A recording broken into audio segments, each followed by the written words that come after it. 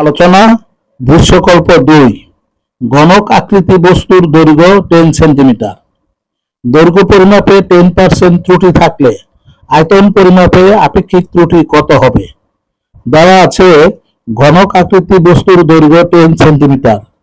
সুতরাং ঘনক আকৃতি বস্তুর আয়তন সমান 1000 ঘন সেন্টিমিটার।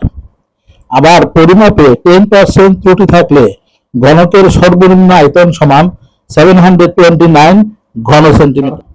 ঘনকের সর্বোচ্চ আয়তন সমান 1331 ঘন সেন্টিমিটার।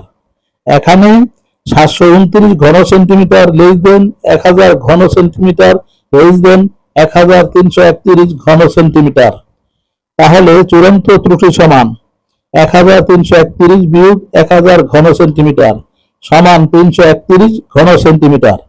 তাহলে আয়তন পরিমাপে আপেক্ষিক ত্রুটি সমান 331 ভাগ 1000 গুণ 100% সমান 33.1%। ধন্যবাদ সকলকে।